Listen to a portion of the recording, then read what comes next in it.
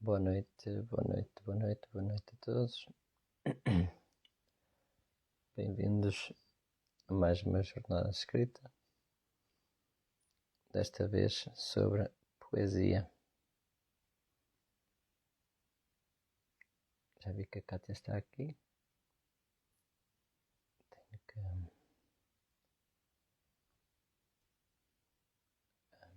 convidar a Kátia.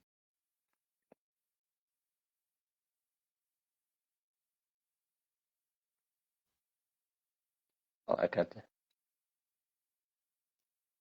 Oi, que não estou a ouvir. Não te estou a ouvir, Kátia. Será que algo se passa?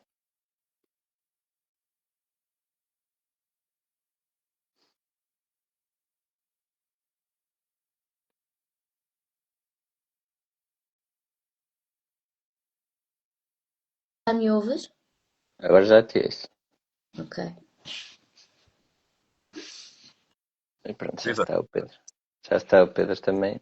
Olha, hoje foi rápido. Por acaso, hoje funcionou bem. O Instagram não quis causar problemas.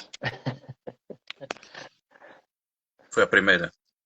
Foi, por acaso hoje foi a primeira, com os dois. O que é estranho, porque normalmente eu costumo ter problemas. Mas pronto, ainda bem. É da maneira que, que as coisas correm, sem problema. Um, Olha, muito obrigado aos dois por terem aceito o meu convite, mais uma vez, para estarem aqui no direto. Um, uh, Queria pedir-vos para, em primeiro lugar, eu podia falar dos vossos livros, eu assim, mas eu acho que é melhor os autores falarem um pouco deles próprios e dos livros. Não sei quem é que quer começar. Primeiras senhoras. Pronto, então, boa noite a quem vá aparecendo por aí. Acho que o vídeo também vai ficar disponível para se alguém quiser ver depois. Agradeço ao Sim, Nuno sim, todo o fica na minha trabalho que ele página. tem feito aqui nos vários diretos que tem produzido e que tem divulgado muitos autores portugueses. Então, aqui um bocadinho sobre mim. Eu escrevi o meu primeiro livro, que se chama A Poesia do Luto, em 2023. E este livro surgiu depois de presenciar uma família em luto e perceber que havia muita culpa associada àquilo. E eu pensei, opá, porque é que as pessoas se sentem sempre tão culpadas por ter emoções? Não faz muito sentido. E eu sempre gostei muito de escrever e sempre gostei muito de brincar com as palavras e com a poesia. Então decidi que de forma a que fosse um livro não muito denso e não muito pesado, sendo que o tema o é, acabei por escrever este meu primeiro livro, que eu não sei que já teve a oportunidade de ler. E pronto, isto depois, para um autor, e que vocês que também são autores o dirão, lançar um primeiro livro acaba por ser uma catapulta, porque nós gostamos tanto de todo o processo e da envolvência e de apresentar e de falar com os leitores e receber mensagens, que eu depois comecei a envolver mais naquilo. Comecei a escrever uma crónica de poesia para o jornal aqui da Terra. Fui trabalhando no meu segundo livro, que entretanto também já saiu e que tem um tema um bocadinho diferente, A Escravidão do Século XXI. E agora vou tentar andar aqui um bocadinho entre a prosa e a poesia, que são muito diferentes para mim.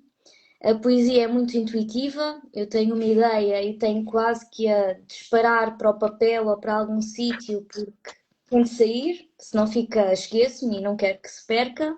E a prosa tem de ser aqui um bocadinho mais trabalhada. E pronto, é o que eu tenho a dizer sobre o meu percurso na vida literária. Entretanto, tenho estado em alguns eventos, também comecei a gerir o clube de leitura da FNAC de Faro, que não é bem gerir, eu só ali dinamizo a coisa. E acho que é importante haverem também pessoas a escrever e pessoas que queiram ler, e é muito bom saber que em Portugal, apesar da poesia, como falámos, ser um género menos comercial, continuará a haver leitores e haver mais vontade de ler e de escrever. Acho que agora o Pedro. Então, obrigado, Nuno, pelo convite. É sempre uma honra estar contigo. Nós só nos conhecemos uma vez pessoalmente, mas creio que Sim, esta sim. será a plataforma para repetirmos esse encontro. Em relação à Cátia, obrigado também por estares aqui e por falares um bocadinho sobre os teus livros. eu vi umas fotos tuas em Olhão, por isso eu gostaria de saber se és de Faro, se és de Olhão. Ahm, És de Olhão? Uma cidade bonita, não é? Pescadores, enfim. Antes de falar um bocadinho do meu trabalho, eu gostaria só de deixar um abraço para todos os brasileiros que nos estão a ver e para aqueles que não estão a ver, fica na mesma o nosso abraço. Eu acho que posso falar em nome dos três, principalmente para os cariocas. Não está a ser uma semana fácil. E, portanto, fica aqui o nosso abraço. Em relação aos livros, eu comecei a escrever. Eu digo sempre que comecei a escrever antes de começar a escrever. Isto quer dizer que eu comecei a escrever ditando. Não a escrever com a minha mão, mas a escrever pela mão dos outros. Quando eu tinha por volta de 3, 4 anos, ia ter com os meus pais para lhes fazer um ditado daquilo que eu estava a ouvir ou daquilo que eu queria colocar no papel e não conseguia. Comecei por contos, eles iam apontando os meus contos, eu depois ilustrava-os e assinava-os no fim. Não sobraram muitos até o dia de hoje, acho que tenho 2 ou 3 guardados dessa altura, mas vão sendo um exemplo daquilo que para mim é escrever, que é a ideia de contar uma história mais do que a colocar no papel, mas a tradição oral é fundamental na literatura. E então depois, quando entrei na escola aos 6, não é, descobri a poesia, descobri o verso, comecei a escrever os meus poemas, a participar em concursos e nunca mais parei. Claro que tive os blogs nos anos 2000, tive uma série de iniciativas diferentes, de concursos, nunca cheguei a estudar literatura, formei-me em engenharia e aos 30 achei que estava na hora de fazer alguma coisa que me fizesse feliz, não é? E deixei o trabalho, deixei o estudo e passei a trabalhar só com os livros e tem sido esta aventura. Passaram 3 anos, fez em setembro de 3 anos que eu comecei a trabalhar todos os dias com os livros e vocês sabem que trabalhar com os livros não é escrever apenas, mas organizar os nossos encontros, organizar as nossas férias de livros, falar com outros autores, ler muito. Pronto, são várias coisas que depois podemos talvez mais para a frente discutir.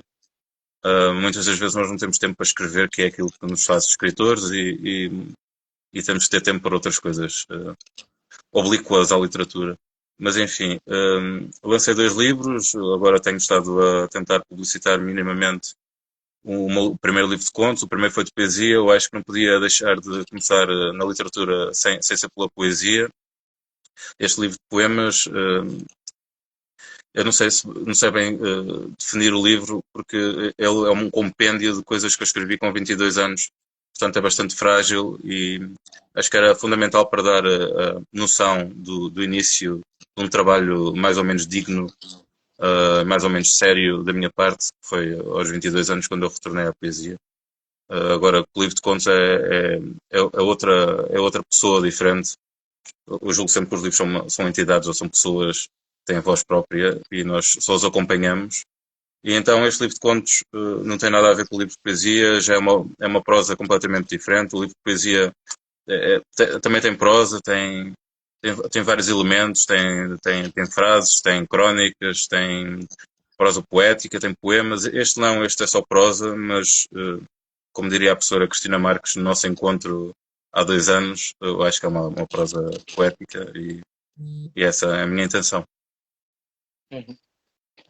Eu tenho umas perguntas que eu costumo fazer, que são gerais, transversais a todos os convidados. Eu vou começar por aí, depois eu vou fazer mais sobre os vossos livros. Como eu disse no post, eu vou incidir um pouco mais sobre a poesia, mas depois vamos falar sobre temas mais gerais e assim, e podem falar um pouco mais sobre os vossos trabalhos que têm feito e sobre o futuro também, e também sobre uns temas que eu acho que são importantes de debatermos. O Pedro esteve a falar um pouco sobre isso agora, sobre esta pergunta que eu ia fazer, mas era sobre se vocês conseguem se recordar quando começou o vosso amor pela leitura, pela literatura e pela escrita, e como é que foram as vossas primeiras aventuras na escrita. É assim, pessoalmente eu sempre estive muito ligada a livros. Os meus pais liam-me sempre antes de eu dormir, então eu sempre ganhei muito esse hábito de que para relaxar era sempre muito bom ter um livro como companheiro. E depois, logo na escola, as professoras de português eram sempre as que gostavam mais de mim, porque eu adorava escrever, assim um bocadinho à semelhança do Pedro, também ia sempre aos concursos de literatura, ganhava ali algumas coisas que não tinham grande relevância, mas que nos deixam sempre muito contentes quando somos crianças, porque todas as vitórias são boas vitórias. Também tive um blog, o Blogspot dos anos 2000, em que escrevi imensa coisa. Diria que talvez fizesse algum oversharing na altura,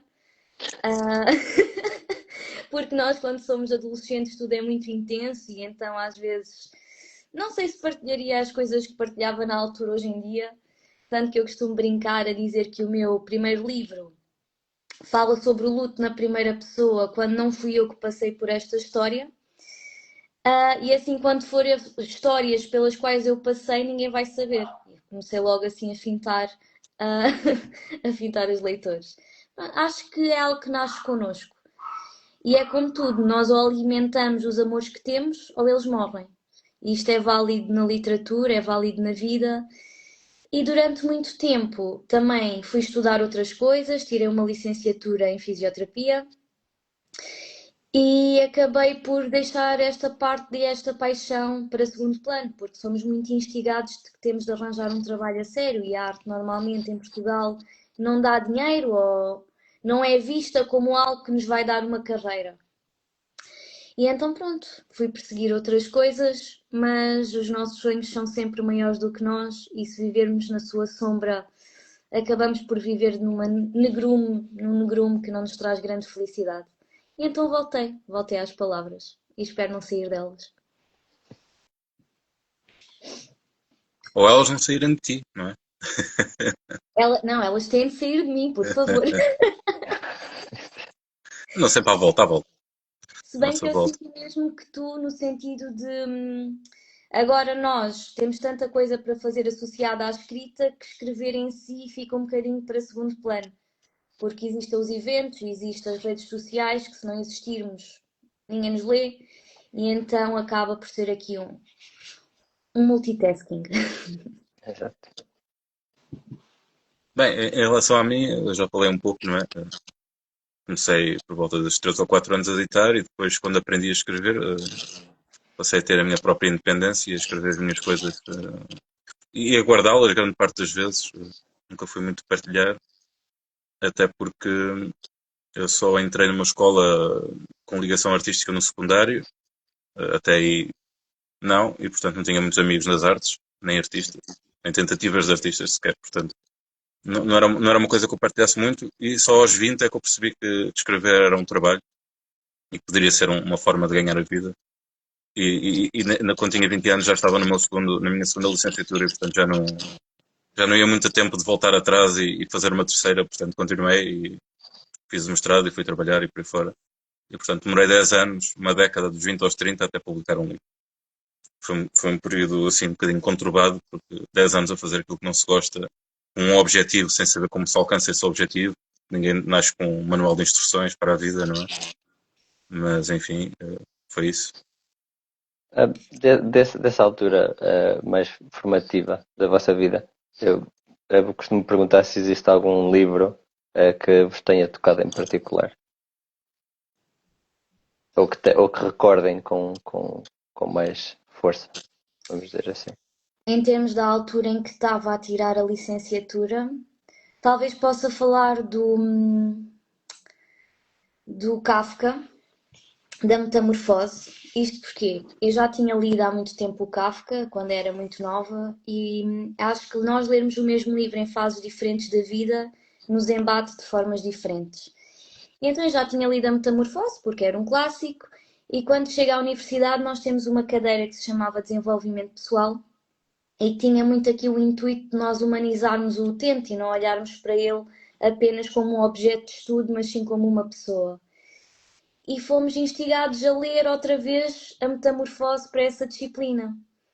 E ver ali a questão da metamorfose que nos é apresentada como uma distopia no livro de uma pessoa que se transforma num bicho, com a mesma sensação para uma pessoa doente, uma pessoa que não se consegue expressar, que sente que o seu corpo está a mudar, que não consegue fazer nada sobre isso e as pessoas que estão à volta, em vez de tentarem compreender, se afastam nesta incompreensão.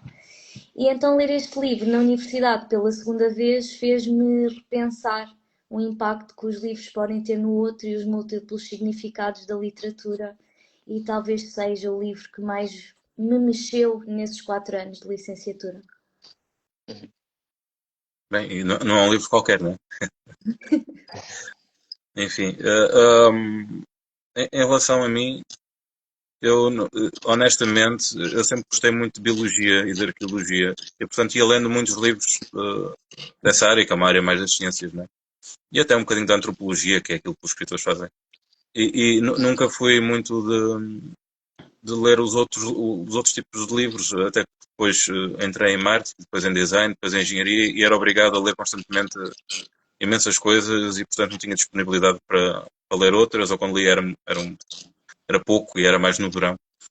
E quando me pude dedicar aos livros e a ler e a escrever diariamente, quando tinha 30 anos, aquilo que me marcou primeiramente, sendo que a Sofia de Melbrenner foi a minha escola da poesia quando eu tinha 20 anos, quando voltei a escrever poema, 22 por aí.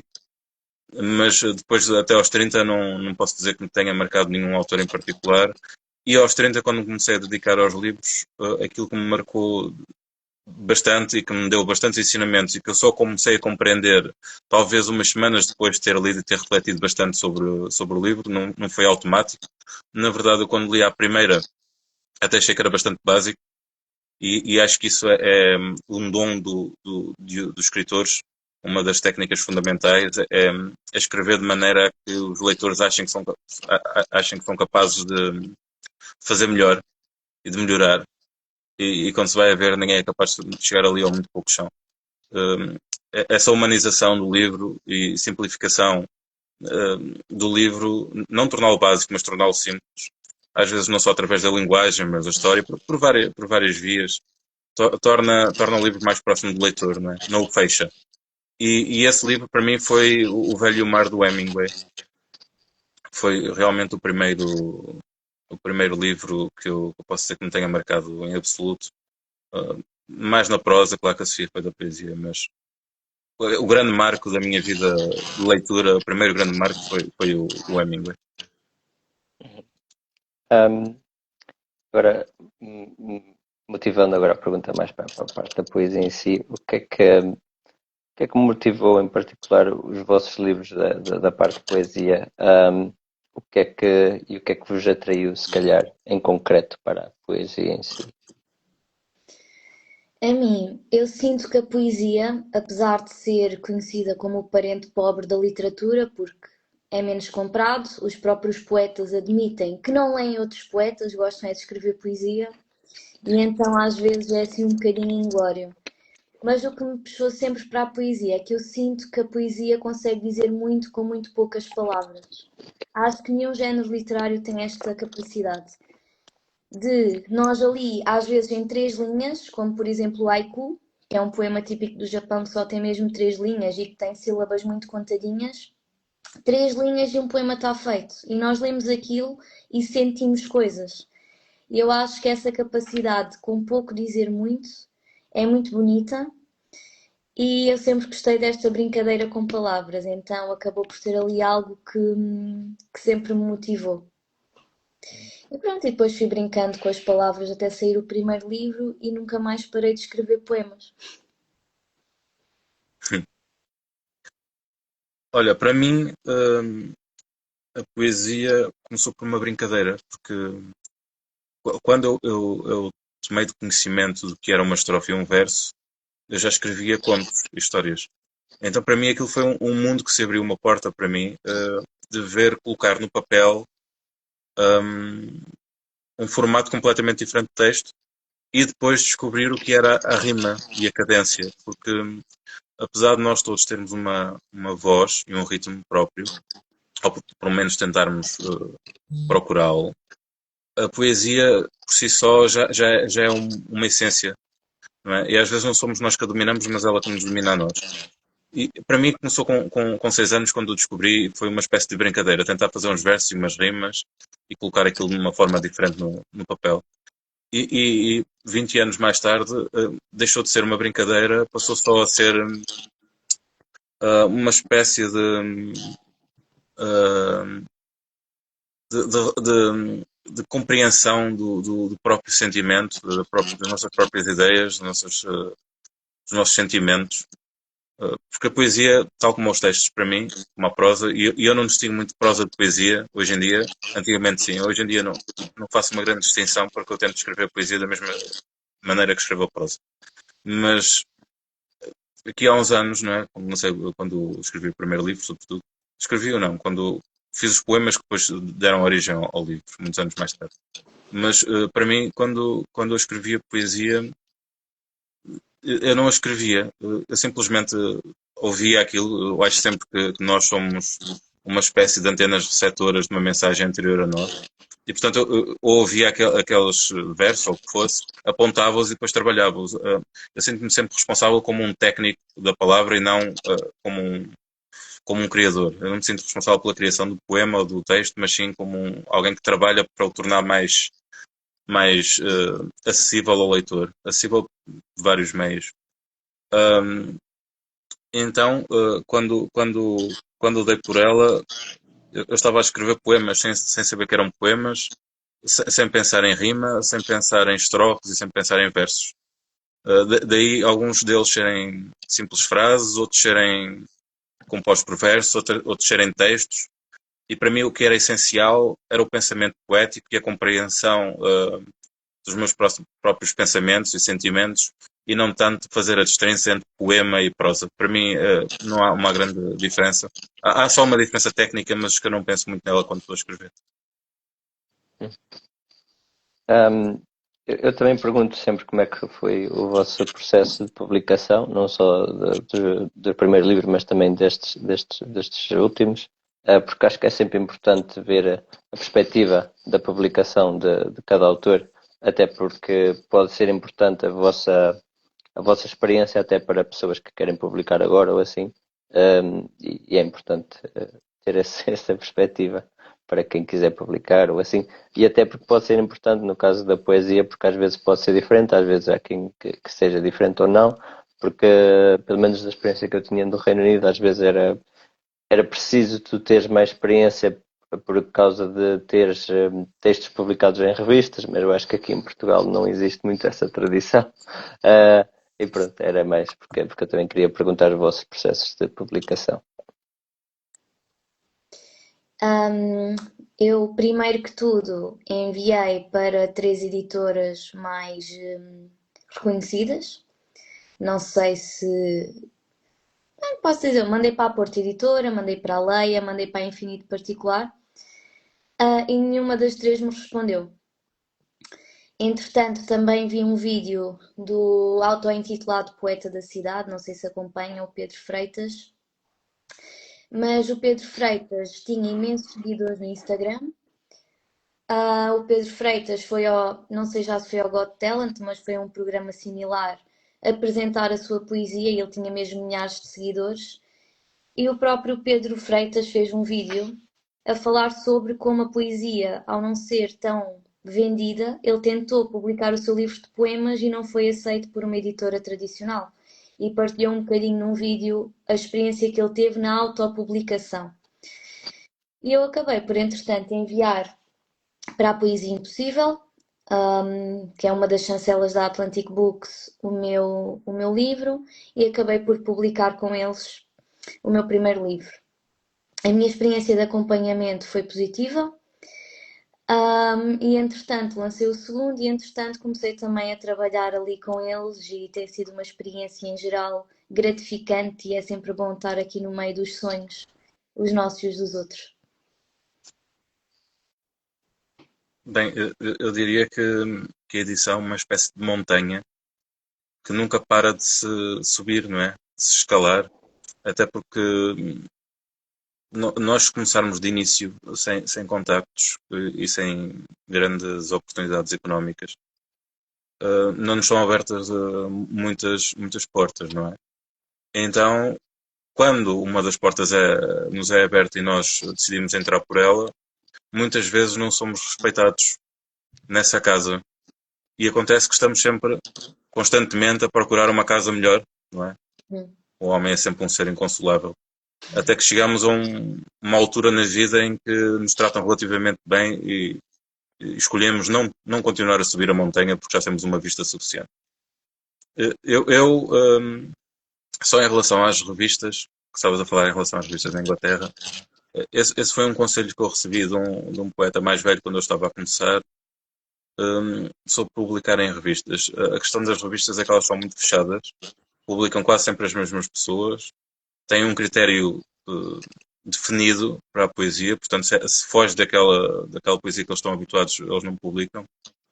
A questão é que nós temos uma coisa boa chamada internet que nos permite publicar no estrangeiro. E se o poema é relativamente bom ou bom, ele é bem avaliado no estrangeiro porque não há essas amarras ideológicas e às vezes quase que familiares, como nós temos num país tão pequenino, de não nos permitirem chegar um bocadinho mais longe.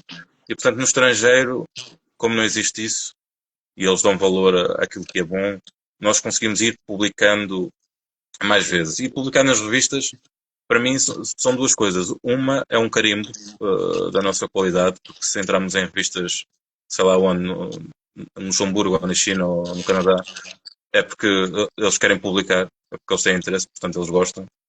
E depois é uma forma de soltar o material e ver até que ponto é que ele funciona. Porque normalmente o que eu publico nas revistas é aquilo que é embrionário e que sairá publicado em livro uns anos mais tarde. Mas na revista já me permite ver mais ou menos a reação das pessoas que leem. Então, publicar nas revistas tem essas duas coisas. Tem um carimbo, portanto, em princípio há editores que nos leram e que gostaram, portanto, dá-nos um bocadinho de confiança e, por outro lado, além de nos dar currículo, faz com que consigamos olhar para a coisa depois com uma certa distância e perceber se ela funcionou ou não funcionou. Em relação à publicação, eu fiz mais ou menos a mesma coisa, enviei o primeiro livro para as 10 maiores editoras nacionais. Antes disso, fiz um resumo de todas as editoras que existiam em Portugal há 3 anos.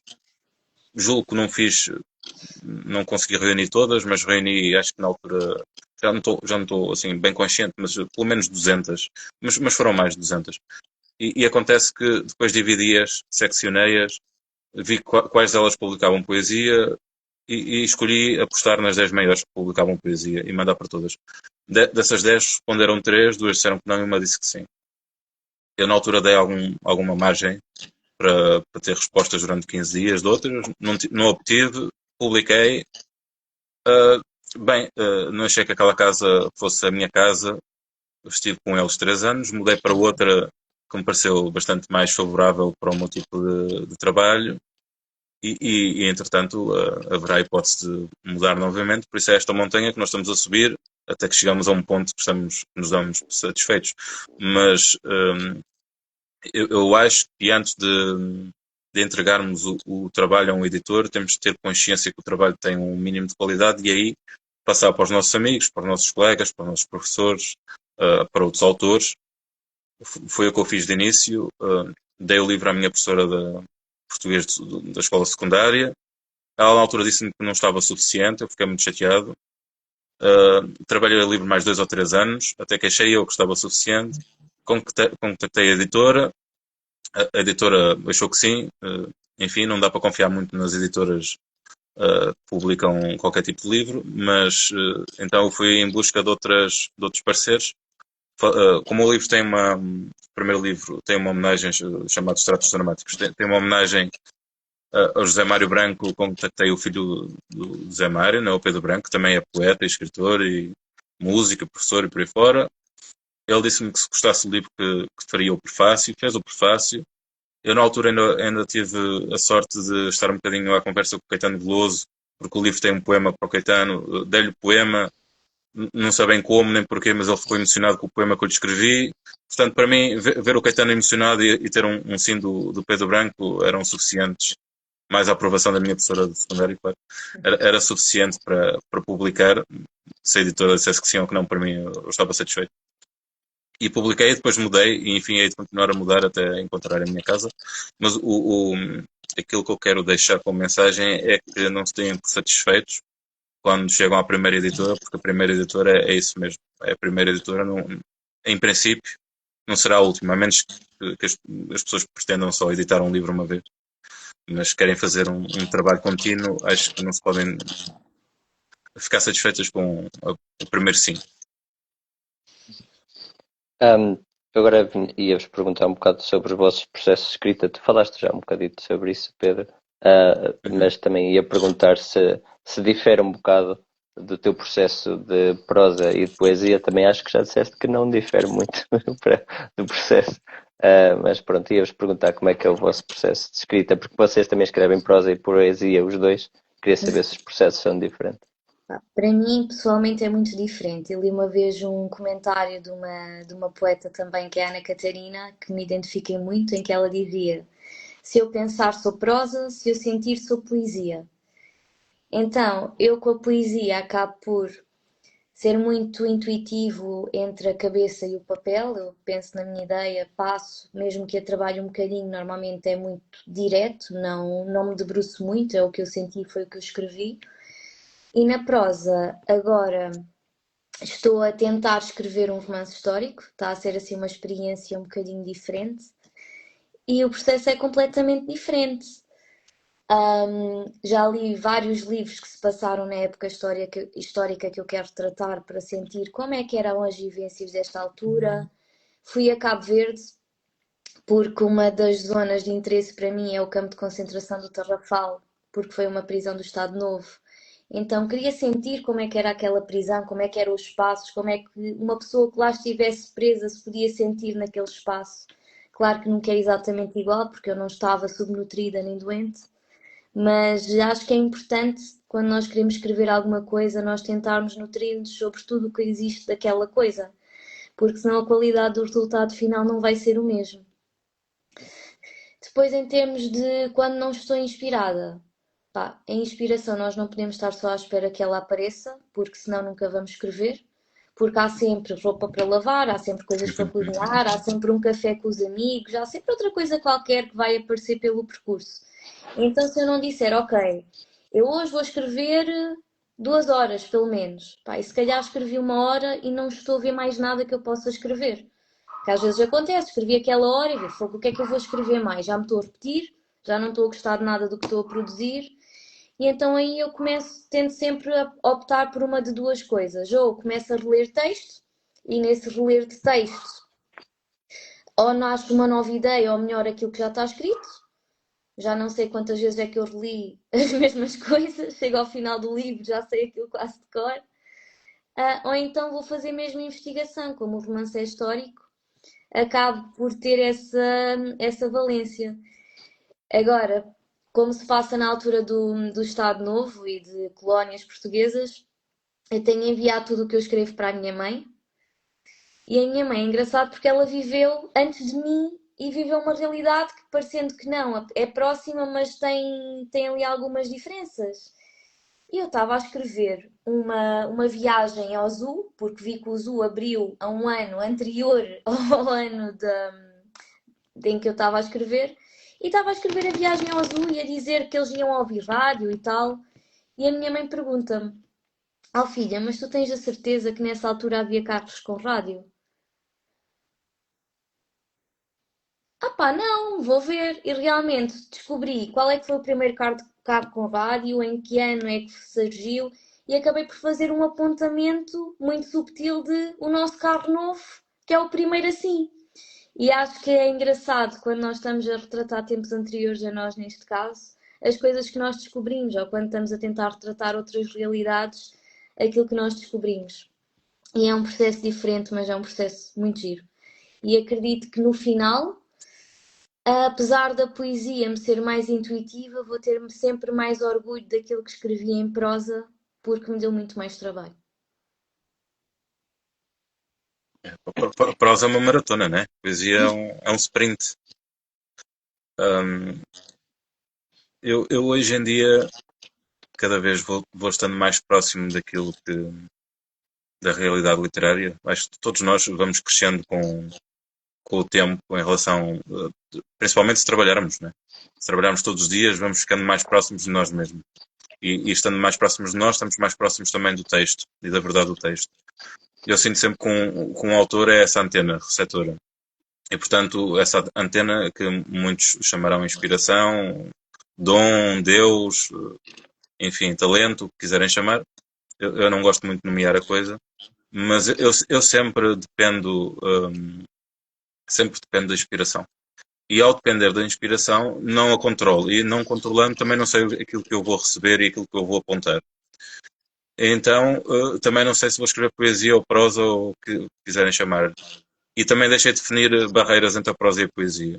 O que me acontece hoje em dia é que eu recebo o texto ou o verso ou o que for, aponto, normalmente recebo do início ao fim, nunca recebo, se eu estiver a trabalhar num livro de contos, recebo o conto do princípio ao fim, nunca recebo uma parte, tenho essa sorte. E acontece que depois de receber essa mensagem, se quisermos chamar-lhe assim, trabalho sobre ela. E ao trabalhar sobre, normalmente guardo-a. E depois um dia mais tarde, quando eu precisar dela, vou aos arquivos buscá-la. Depois trabalho-a. E só no fim é que percebo que género é que podemos atribuir, que género literário é. Só que o género é uma espécie de caixa, não é? Quando nós chegamos a uma livraria, vemos romances, vemos policiais, vemos as questões de direito e filosofia e por aí fora. E, e às vezes parece-me um bocadinho desonesto, tal como fazem na música, não é?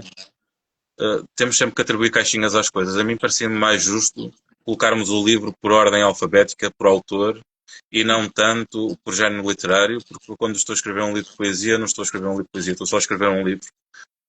Acontece que pode ter versos, e portanto atribuímos o nome de poesia, mas também terá textos para mim, e para mim também serão poesia.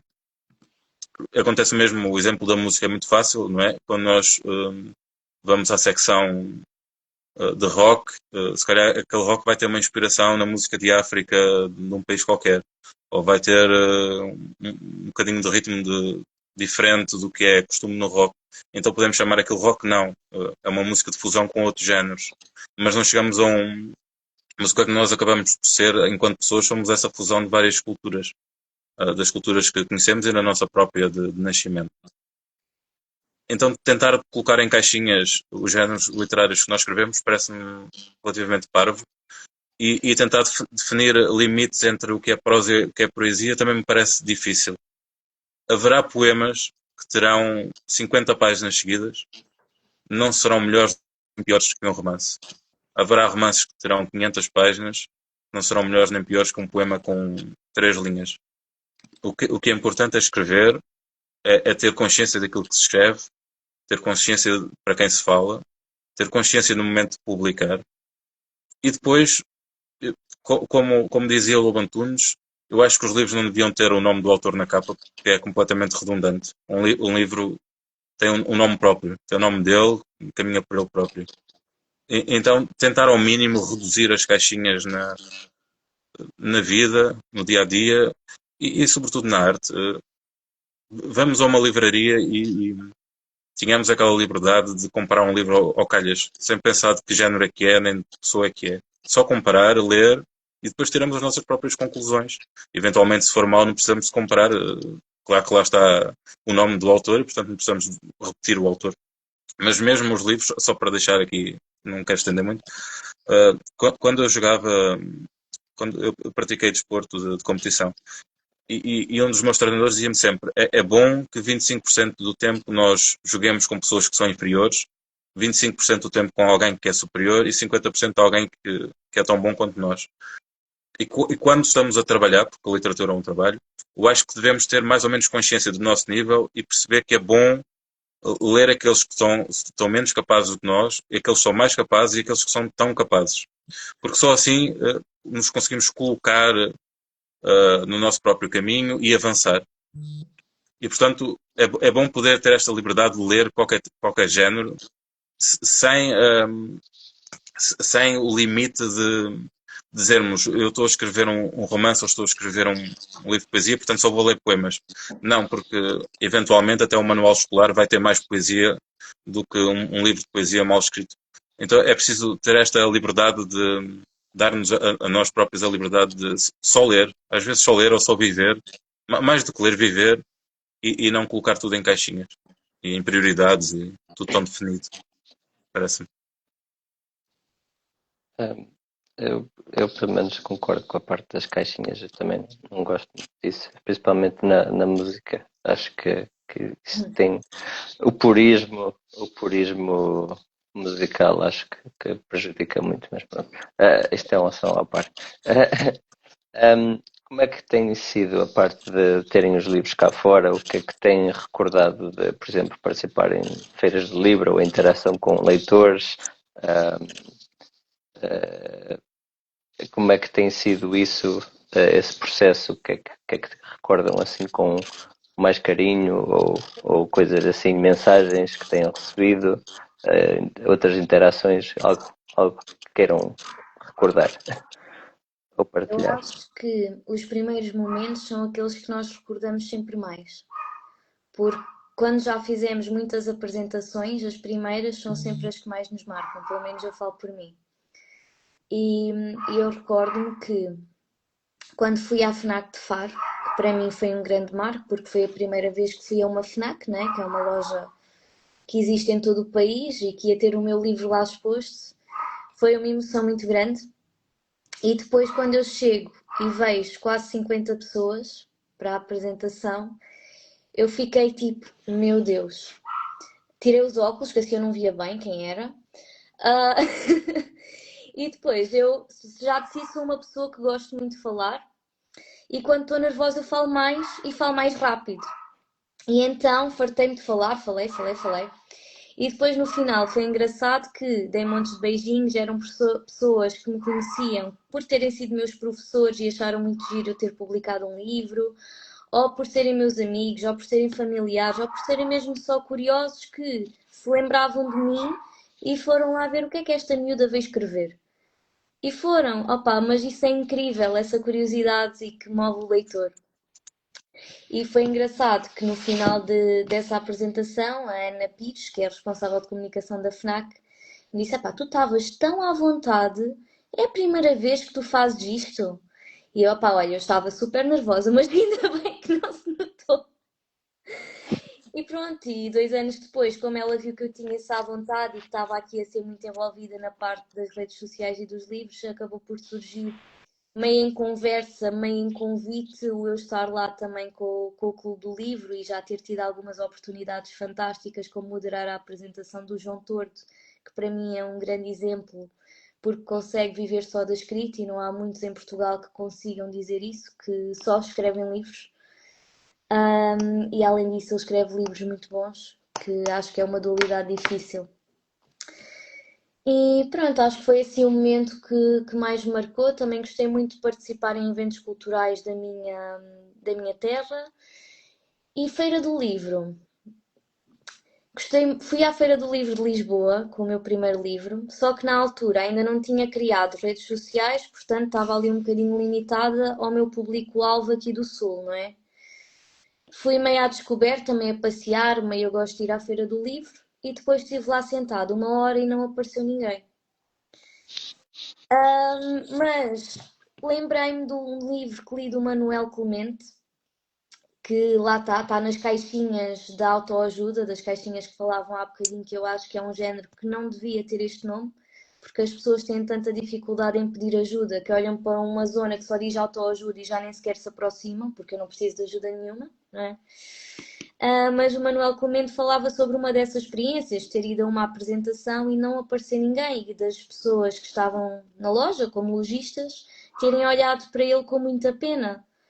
Mas que ele não teve pena nenhuma, foi um episódio, ao menos estou aqui, ao menos o meu livro está em exposição porque eu vim a esta livraria e é um ponto positivo. E eu acho que mesmo as más experiências que nós temos são experiências importantes para nós conseguirmos de alguma forma divulgar a nossa obra ou então tirar algumas lições para o que podemos fazer de diferente. Entretanto, este ano não fui à Feira do Livro de Lisboa porque estava numa altura de mudança de casa e então não se proporcionou, mas tenho a certeza é forte, mas tenho quase a certeza que se fosse já seria um impacto diferente, porque tenho pessoas que falam comigo nas redes sociais e que são da zona centro e se calhar até haveria a curiosidade de nos conhecermos e já não ia estar 1 hora sozinha sentada com o meu namorado a passear por ali à minha espera. E então sim, eu acho que todas as experiências são boas, menos as que são menos boas. E as menos boas também, nós tiramos sempre alguma conclusão delas, não é? Quanto mais não seja aquilo que não devemos fazer. Exatamente. Ahm, Olha, em relação às feiras e aos eventos e tudo que as entrevistas por aí fora, eu não gosto muito. Eu gosto de estar em casa a escrever as minhas coisas, trabalhar nas minhas coisas, tudo o resto. Eu acho que a Agostina Bessa Luís dizia qualquer coisa, não é bem esta a palavra, mas ela dizia que tudo o que não é escrever é puramente recreativo. Eu julgo que não era recreativo que ela usava, mas era um sinónimo. Portanto, para mim, a única coisa que eu retiro de positivo das feiras dos livros e festivais literários e dos prémios, essas coisas todas, é os amigos que vou fazendo pelo caminho. Tudo o resto é um bocadinho indiferente. Claro está que é muito interessante ter uma plateia e ter 100 pessoas a ouvir-nos. É melhor do que falar para duas, até porque é mais fácil. Mas para mim não me acrescenta grande coisa. Quer dizer, se eu for a ouvir alguém que me interessa muito ouvir, para mim é importante, não é? Agora, eu julgo sempre que não tenho muita coisa para acrescentar aos outros. Então, ter que me colocar naquela posição de estar uma hora a falar para estranhos, eh, ou a receber prémios e a agradecer por eles, não me parece assim uma coisa. Primeiro, não é justo. Não é justo, sobretudo nas entrevistas, não é justo. Porque nós chegamos, não conhecemos o entrevistador, não conhecemos o sítio, não sabemos as perguntas, não sabemos muitas vezes a duração, não sabemos quem nos está a ouvir, e logo por aí já é injusto em relação a quem nos está a entrevistar. Então nós colocamos numa posição bastante débil perante os outros. E isso para mim não é positivo nem é simpático. Lá está que depois a nossa palavra é ouvida e eventualmente se alguém gostar, pode ser que tenhamos feito alguma coisa por eles. Para essa pessoa, pelo menos. Mas não é uma coisa que eu gosto. Aquilo que eu gosto são as conversas que eu vou tendo, eventualmente aqui e acolá, e são sobretudo os amigos que eu tenho feito. um, e, e, e para mim a cereja no topo do bolo de escrever, só apagar tudo, para mim que se resume a escrever e tudo o resto para mim é, como diria a Agostina, é recreativo. Aquilo que realmente me dá gosto, além desses poucos amigos que eu vou fazendo nos eventos, é trabalhar com pessoas que eu admiro muito. E que eu há 10 anos, ou há 5 anos, ou há 3 anos, quando comecei, nunca sonharia trabalhar com eles, ou conhecê-los, ou sermos amigos, ou estarmos juntos. Então poder trabalhar com pessoas que eu admiro e ir fazendo essas amizades aqui e acolá é a única coisa que eu retiro da exposição pública. Tudo o resto retira mais do que dá, parece-me. Ok. Um, Agora, ainda incidindo sobre os vossos livros, como é que foi desenvolver o vosso estilo de escrita, vamos chamar assim? Eu aqui vou fazer uma reflexão mais sobre sobre o que li dos vossos livros. Mas o Pedro, por exemplo, no caso do Pedro, no teu livro de poesia, tu trouxeste, que não foi só poesia, trouxeste, claro, a parte sentimental e a carga emocional, seja pelos temas que retrataste, seja pela escrita, mas também tiveste momentos em que tu convidaste o próprio leitor a participar e a construir os poemas, que achei engraçado. Uh, por exemplo, a Kátia tinha a carga emocional gigante do luto, um, e não tiveste medo de utilizar as palavras necessárias, vamos chamar assim, para todos os poemas que escreveste. E acho que isso foi muito interessante, e foi algo que eu gostei bastante no teu livro também. Acho que tu utilizaste as palavras que tiveram que ser necessárias para cada poema. Acho que pelo menos foi o que eu retirei do livro.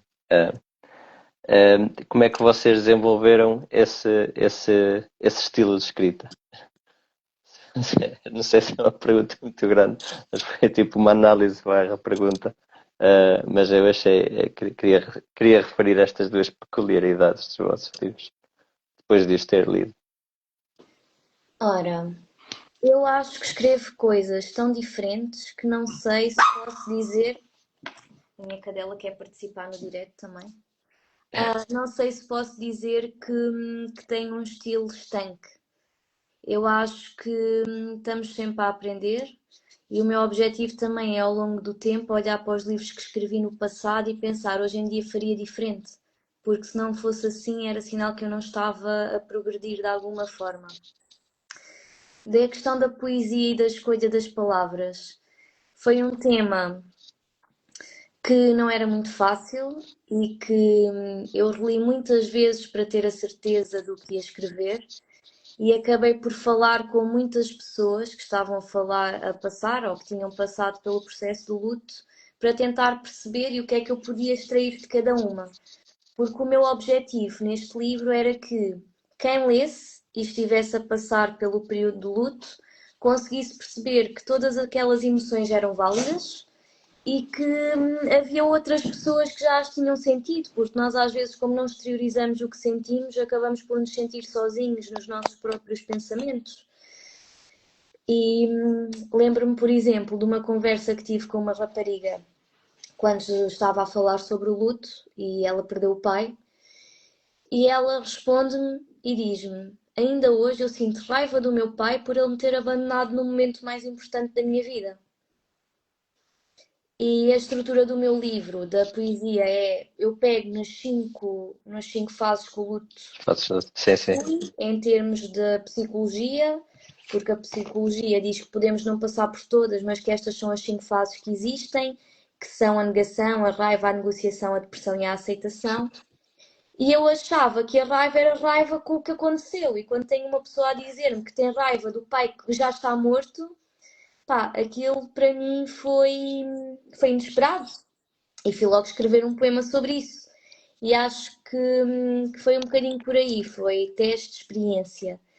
E se calhar uma das mensagens que eu recebi depois deste livro que mais me marcou foi um rapaz que me disse que tinha lido o livro e que tinha percebido ao ler o livro que ainda estava bloqueado numa fase do luto e que não se tinha percebido até ler aquilo e se sentir identificado com todos os poemas e que graças a isso tinha procurado terapia. E no dia que eu recebo essa mensagem eu penso, olha, para mim já valeu a pena escrever esse livro. Porque se pelo menos uma pessoa melhorou a sua vida depois de o ler, já valeu a pena. E pronto, têm sido assim experiências muito emotivas, porque os meus livros acho que eu pelo menos tento que também sejam muito emotivos, e então quando o autor sente que eles o tocam, acaba por também, às vezes, nem sempre, mas às vezes entrar em contacto comigo. E os feedbacks não têm de ser todos bons, mas o simples facto do leitor ter vontade de nos mandar uma mensagem, eu acho que é muito bonito.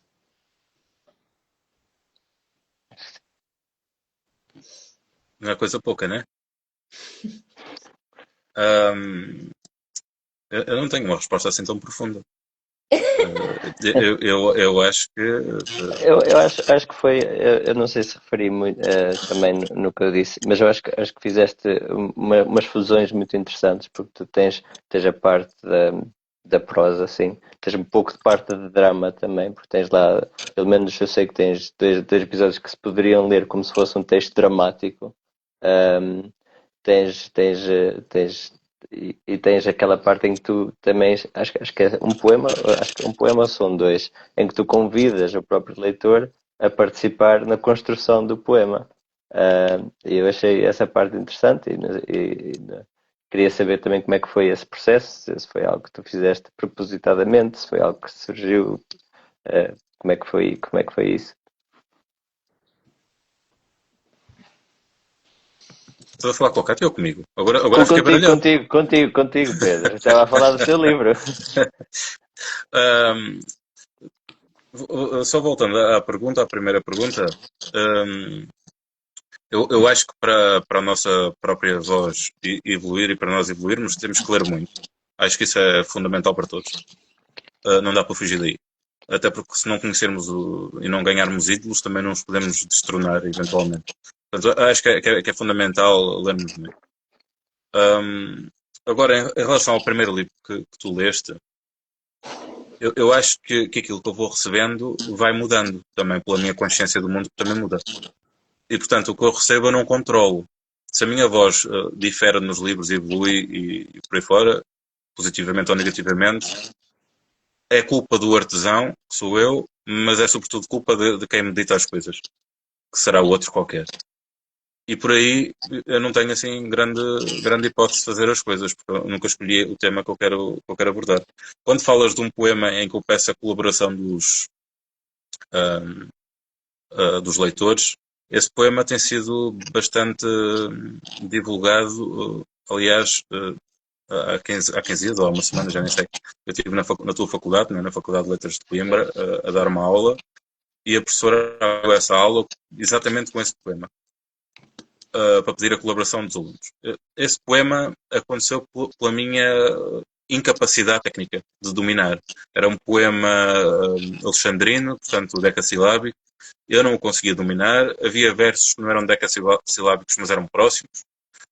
Eu gostava do poema, mas havia um verso que eu não conseguia escrever por razão nenhuma. Então o que aconteceu foi que eu coloquei um verso decassilábico a pedir ajuda aos leitores. E depois puxei por asterisco e pedi-lhes desculpa pela minha incapacidade técnica, porque tem esse texto, né? E no final dava-lhes uma sugestão: se vocês não conseguirem completar o texto, está aqui a solução. Essa solução que eu dou no final faz com que as pessoas reajam ao poema de maneiras diferentes. Nomeadamente pessoas que, à partida, são profissionais da palavra, ou seja, vivem da literatura, que reagem também de maneiras diferentes. Esse poema foi publicado em muitos lados. Eu lembro que, talvez a primeira vez que ele foi publicado no Brasil, o editor achou por bem apagar o asterisco e colocar a resposta que eu tinha dado no fim no sítio que eu tinha pedido às pessoas para colocarem a hipótese deles. Ou seja, matou o poema. Porque o poema já não era assim tão extraordinário. A única coisa que eu gostava nele era a solução que eu tinha arranjado para a minha incapacidade técnica. Houve pessoas que me mandaram mensagens na altura a dizer que eu não me podia dar a solução no fim, porque senão as pessoas já não podiam participar. Houve outras que me mandaram a solução. Ele teve várias reações, positivas e negativas. Eu acho que é isso que é fundamental num livro, é que as pessoas reajam a ele. Eu acho sempre que as pessoas têm que ler um livro e no final têm que vomitar de alguma maneira. Porque senão ele não fez grande coisa por nós, não é? Nós temos que vomitar e sangrar depois de um livro. E acontece que esse poema talvez seja o poema fundamental no livro, porque é uma busca por uma identidade, mas é sobretudo o poema em que o público está mais próximo do autor, pela simples razão que vê que o autor é tão incapaz ou mais incapaz do que o próprio público. E acho que isso é fundamental. É mostrar às pessoas que tanto os autores quanto os leitores somos todos humanos. E este livro para mim foi isso. Foi um compêndio de escritores e eu, com 28 ou 29, solucionei-me, escolhi os poemas, dei-lhes uma ordem. Posso dizer que na altura eu tinha 700, ficaram 70. Portanto, é um décimo. Destes 70, se eu gostar de 3 ou 4 de livro, é muito. Portanto, não sei se será um livro recomendado. Eu não o recomendaria. Eventualmente recomendo o segundo, que já está um bocadinho mais próximo de mim próprio, apesar de eu ter escrito com 28 anos. Mas acho que é essa coisa bonita de mostrar às pessoas que nós temos um caminho, temos uma evolução. E a minha evolução respondendo novamente, parte apenas daquilo que eu recebo e das capacidades técnicas inerentes à oficina de trabalhar hoje em dia todos os dias. Portanto, todos os dias fico um bocadinho melhor. E quanto ao tema do texto ou ao texto em si, não sou eu que escolho, portanto, não me sinto responsável por ele estar diferente para melhor ou para pior. É isso. Vocês ainda acham que existe aquele preconceito de que a poesia é um género difícil, entre aspas? Porque vocês tiveram um caso, por exemplo, que estávamos agora a falar sobre isto, em que tiveram uma rima, por exemplo, mais rígida, outro caso em que tiveram uma rima mais fluida. Era algo que vocês, por exemplo, quiseram desmistificar com a vossa escrita? Neste ponto, eu acho que a rima muito rígida nunca funciona assim tão bem. Porque se eu estiver muito concentrada a contar sílabas ou a pensar no que é que eu vou fazer, eu tenho muito mais dificuldade em colocar emoção naquilo que eu estou a escrever. e faz-me lembrar o filme, que é um grande clássico do Clube dos Poetas Vivos, em que o professor de literatura pega naquilo que é o que ele deve ensinar sobre poesia e diz: olha, estão a ver isto? Não é nada disto. O poema é o que vocês sentem, é aquilo que vocês vivem. E é um bocado por aí, porque se eu estiver muito preocupada, e falo por mim, porque todos os poetas são diferentes, não é? Mas se eu estiver muito preocupada em contar sílabas, eu sinto que não estou a deixar fluir aquilo que eu quero dizer. Claro que eu no final volto acima e tento corrigir e optimizar aquilo que foi escrito, mas normalmente eu tento ser um bocadinho mais fluida. E aqui concordar com uma coisa que o Pedro disse e que eu acho que é muito importante, que é nós temos de ler muito. Porque se nós não lermos muito, nós também não nos estamos a cultivar, e se nós não nos estamos a cultivar, nós não vamos ter muito mais para dizer. Porque as nossas rotinas, quando nós chegamos a uma certa fase da nossa vida, acabam por ser um bocadinho similares no seu dia a dia, não é? Nós acordamos, nós vamos trabalhar, nós temos de fazer almoço, nós vamos com os cães à rua. As nossas rotinas no dia a dia são tão similares que se nós não nos nutrirmos de alguma forma, é difícil termos algo de novo ou de diferente para dizer. E dizia-me alguém que nós não somos realmente pioneiros em nada, porque nós já vemos em cima dos ombros de tantos escritores e de tantos nomes emblemáticos que às vezes são coisas que nós nem conhecemos, mas foram ideias que já foram exploradas, e aí é importante nós darmos o nosso próprio cunho, que é diferente, mas já houveram muitos poemas sobre amor, já houveram muitos poemas sobre perda, já houveram muitos poemas sobre dor, e nós vamos dar-lhe o nosso cunho sim, e o importante é isso, é nós sentirmos aquilo que estamos a escrever e no final, não sei se vos acontece, mas no final, passado 1 ano ou 2, voltar a ler aquilo e pensar: fogo, fui eu que escrevi isto. E acho que essa sensação é incrível. Bem, eu concordo com a Cátia também. Eu acho que se estiver a escrever para contar sílabas, que a coisa não fica tão interessante. Agora, é preciso perceber que são escolas diferentes, não é? Um poema que tenha rima não será pior ou melhor do que um poema que não tenha. Camões não será melhor sei lá, que José de Cunha, Gonçalves. São coisas completamente diferentes. São instituições diferentes. São abordagens à literatura diferentes. Eu não escrevo com rimas hoje em dia, porque vou escrever aquilo que eu ouço e aponto. E depois, eventualmente, se tiver rimas, ótimo. Se não tiver rimas, ótimo. Agora, para mim, fundamental não é a rima, mas é a cadência. A própria cadência, a própria musicalidade. Para mim, isso sim é fundamental. Até porque se nós começarmos a falar de técnica, que eu acho que ninguém quer ouvir isso, muito menos a esta hora, parece-me que as rimas tornam-se um pouco previsíveis e, portanto, para sair daquilo que é previsão é preciso ter um certo estofo e uma certa bagagem. Não só de leitura, mas também de trabalho. E, portanto, eventualmente é mais fácil escrever sem as rimas, porque as rimas limitam-nos e para nós sairmos daí é difícil. Eu não uso tanto, mas uso alguma coisa. Agora, que tipo de rima, não é? É uma rima rica? Para mim é importante se a rima for rica, porque se não for rica, tem que ter uma função. E todas as palavras no texto, seja poético ou não poético, todas as palavras têm uma função, têm uma organização e têm um pensamento por trás. Faz muita diferença colocarmos um O, um A, ou um de, ou um as, ou uns os, por aí fora. Um advérbio de modo, um adjetivo. Todas as palavras contam. E quanto menos palavras tiver o texto, provavelmente melhor será o texto, porque ele foi mais depurado. Então, para mim, o importante não é ritmo, não é a rima, mas é a cadência, o ritmo e a musicalidade do texto, seja que tipo de texto for. E sobretudo, a função das coisas. Pensar na rima porquê. A rima serve o texto ou não serve o texto? Que tipo de rima serve o texto? Portanto, eu não queria entrar em detalhes técnicos que não acrescentam nada. Mas é isso. Pensar não na rima, mas para mim na musicalidade. Isso sim aproxima o leitor do texto. E, eventualmente a rima também tem musicalidade. Às vezes fará sentido. Mas pensar sobretudo no sentido das coisas. A literatura é um trabalho terrivelmente intelectual. A vários níveis. Até que eu me sinto muitas vezes tão esgotado emocionalmente de estar a escrever durante 8 ou 9 horas, que o que me dá vontade de fazer é ir para uma festa popular, ouvir música e dançar.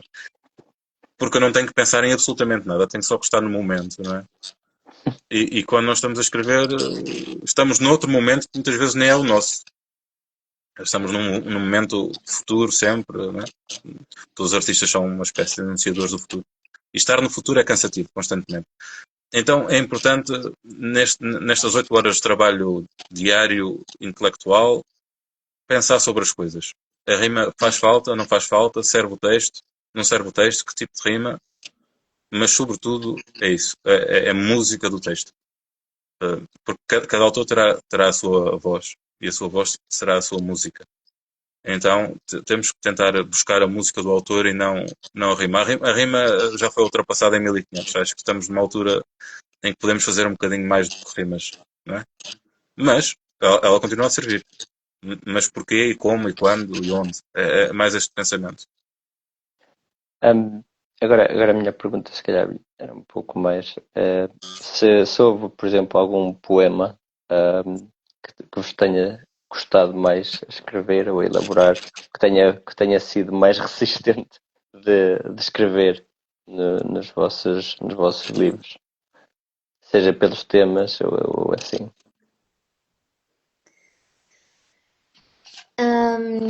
Pelos temas.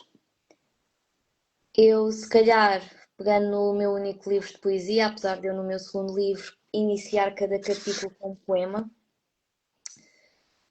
tive alguma dificuldade em escrever aqui a fase da raiva, porque não sou uma pessoa que normalmente acumula muita raiva, acredito que sermos explosivos não resolve problemas, então tento sempre optar por ser assertiva e sinto que não estou apta para o ser, prefiro fazer uma pausa antes de falar sobre temas que me são sensíveis. E então, como eu não estou habituada a estar em fase de raiva, não sabia bem como é que eu havia de retratar um estado emocional tão intenso. E então foi ali um bocadinho difícil, se calhar mais de trabalhar. E depois tenho o meu poema favorito, que em todas as apresentações tentei ler e que é tão emotivo que eu tento não chorar, apesar de já o ter lido 100 vezes. E pronto, é um bocadinho por aí. Em termos da musicalidade, também acho que é importante, até porque muitos poemas acabam em canções, não é? Muitos poetas são compositores, ou os compositores são poetas, diga-se o que se disser, o que é que veio primeiro, o ovo ou a galinha. A musicalidade sempre fez parte da poesia e acho que é um bocadinho inata quando gostamos de escrever poemas. Então, olha, para mim, seja poemas ou outra coisa qualquer, até pode ser uma crónica e às vezes não é fácil. Para mim é sempre um jogo de cintura, neste caso falando de poemas, é sempre um jogo de cintura entre o que o poema quer dizer e aquilo que eu quero que ele diga. Ou que eu pretendo que ele diga depois de o ouvir. Acontece muitas vezes que o poema sai de uma maneira que eu próprio não concordo com ela. Então eu vou mexer nele até que ele diz qualquer coisa que me parece mais justo e mais apropriado. Muitas vezes fica pior, quase sempre fica pior. E eu lembro de uma vez estar à conversa com a Paulina Xiziane, que é uma pessoa que sabe demasiado sobre demasiadas coisas e é sobretudo uma mulher bastante divertida. Eu acho que a inteligência tem muito isto, tem muito a ver com a comédia. As pessoas mais inteligentes são muito cómicas, tem muita graça. E a Paulina é uma mulher extremamente inteligente e culta e viajada e por aí fora. E eu dizia-lhe, eu na altura estava a começar, tinha acabado de lançar o primeiro livro, que é este livro tão frágil, e dizia-lhe, às vezes estava a escrever o segundo, que é o que foi publicado em abril, e dizia-lhe, eu às vezes tenho tanta dificuldade de reescrever as coisas tantas vezes, e cada vez me parece pior. E ela estava sentada no muro, começou-se a rir e disse-me assim, vai descobrir que a primeira versão era a melhor de todas. E portanto eu nunca apago a primeira versão porque a primeira versão contém nela os elementos-chave da versão final. Agora, entre aquilo que a primeira versão, neste caso que eu recebo, o que ela quer dizer e aquilo que eu quero que ela diga, há uma distância. E este compromisso, este jogo de cintura entre a recepção do poema e a publicação do poema é onde requer o artesanato, a oficina, o trabalho. Eu nunca escolho aquilo que eu ouço, portanto eu nunca me sinto responsável, mas sinto-me responsável por aquilo que eu publico. Portanto, se o poema for de um cariz que a mim não me interessa explorar, ou eu mudo a essência, através da única coisa que eu domino, que é a técnica, ou então não mudo a essência, e portanto aí não o publico. Muitas vezes é uma questão de afinação. Muitas vezes é uma questão de afinação, e aí, pronto, vai e volta, vai e volta. Os meus contos eu escrevo-os pelo menos umas 80 vezes, do início até ao final. Diria que escrevo 20, 30 vezes por cada versão do livro que eu faço. Eu faço 6 versões de cada livro. Portanto, são 6 versões vezes 20 cada poema. Portanto, faz as contas. Isto tem a ver com a tal oficina que eu falo, que é a da afinação. Que tem a ver com entre o que é que o texto diz, ou quer dizer, e aquilo que eu quero que ele diga. Quando eu percebo a mensagem, muitas vezes eu só percebo passado um tempo. Fundamental é nós encontrarmos um meio termo entre uma mensagem que queremos passar ao leitor, sem ao mesmo tempo tocar muito na essência que nós não dominamos. Porque há sempre aquela frase clássica, não é? São 5% de inspiração e 95% de transpiração. E um está inteiramente relacionado com o outro, e não existe um sem o outro. Não existe boa literatura sem inspiração, como não existe boa literatura sem transpiração. Mas este compromisso das duas, eu acho que parece-me que é onde se encontra a luz do trabalho. Eu também ia perguntar se sentem e concordam que a poesia deve ser performativa. Porque, por exemplo, quando eu estava no Reino Unido, eu via aquela tradição do spoken word, não sei se conhecem, um, que haviam aquelas noites de poesia em que as pessoas tinham o hábito de declamar a poesia, e havia a tradição do spoken word. Era algo que se fazia bastante e se fazia várias vezes pela cidade de Birmingham, que era onde eu estava, e atraía muita gente. E até para sítios que estavam muitas pessoas. Isso fazia em vários sítios pela cidade e atraía muita gente mesmo. E se achavam que era algo que, por exemplo, poderia beneficiar aqui em Portugal, eu por acaso tentei fazer aqui na minha zona, só que depois acabou por acabar, não é? Porque pronto, as pessoas depois não continuaram. Mas eu acho que seria interessante até para tentar manter viva a poesia, porque acho que foi como o Pedro disse, a parte da tradição oral é importante. E gostava de saber também a vossa opinião sobre isto. Eu gostava de realçar dentro do Spoken Poetry algumas iniciativas que acontecem aqui em baixo e que eu acho que são muito bonitas. Uma delas foi pela Ana Cláudia Tomé, desculpem, que tem um programa na Rádio Universitária do Algarve, que se chama P de Poesia, e ela tem um espetáculo que se chama Mulheres que Escreveram e Não Li. E ela fez aqui um trabalho muito intenso em tentar resgatar, porque nós sabemos que na literatura, em termos históricos, houve um grande período em que a literatura era maioritariamente masculina, porque as mulheres não tinham o mesmo acesso à educação e, por consequente, não tinham a mesma habilidade para escrever e muitas das vezes eram ali remetidas para segundo plano, tanto que muitas, mesmo para publicarem, acabaram por o fazer com pseudónimos de homens para conseguirem ser aceitos. E então a Cláudia desconstruiu aqui um bocadinho isto, foi à procura de mulheres portuguesas que tivessem escrito poesia e criou um espetáculo de poesia com essas mulheres.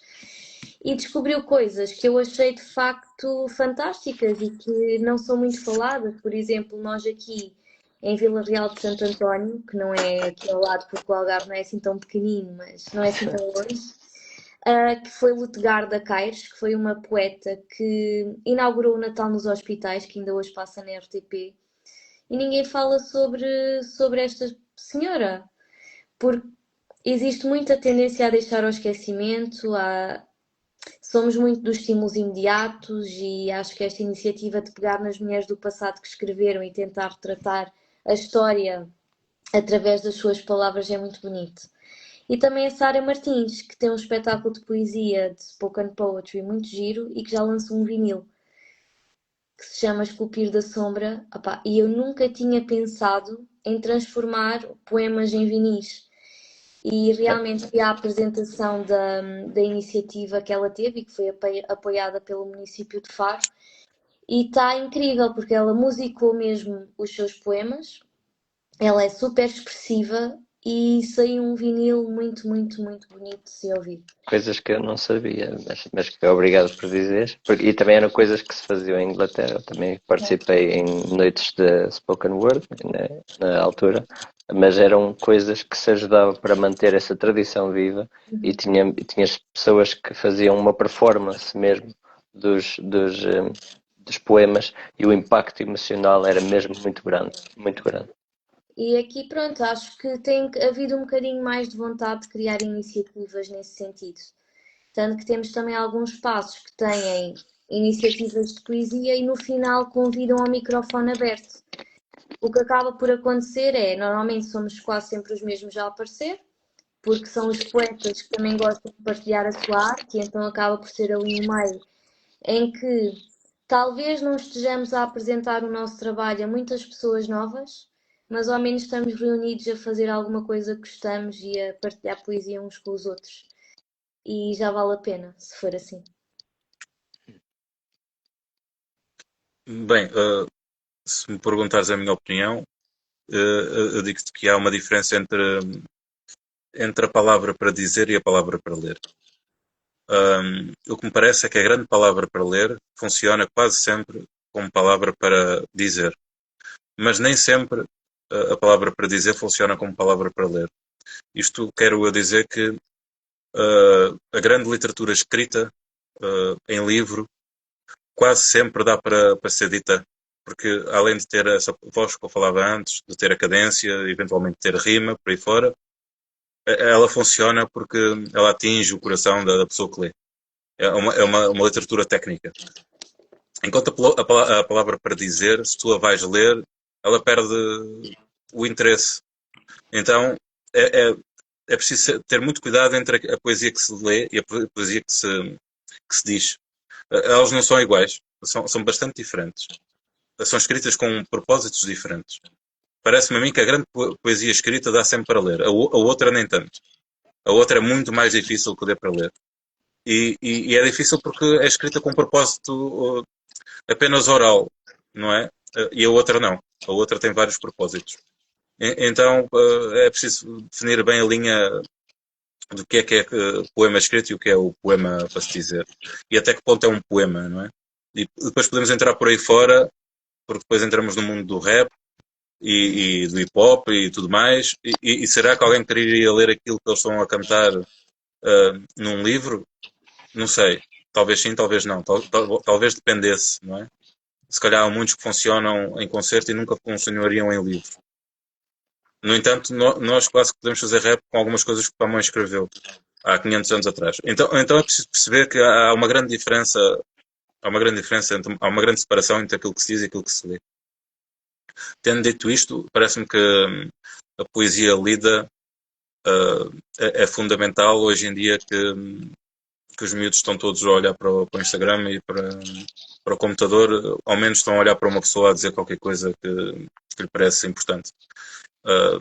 E, portanto, é muito mais fácil chegar às novas gerações através do visual e do auditivo do que um livro, não é? Que está calado e que nos está a encarar como uma parede.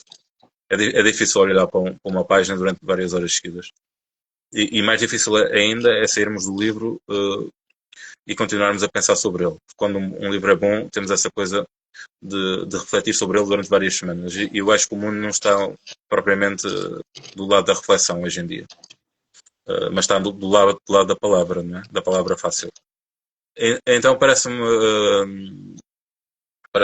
um tema importante, mas também me parece importante ao mesmo tempo definir uma linha daquilo que é dito, daquilo que é escrito, porque não é feito com o mesmo propósito, nem é feito com o mesmo material. Haverá muita gente que lê os seus poemas e que depois em livro funcionarão bem porque são extraordinários, mas quantas é que são, né? E o mesmo ao contrário, quantas é que escrevem em livros e depois dito ao vivo funcionará, né? Também são poucas.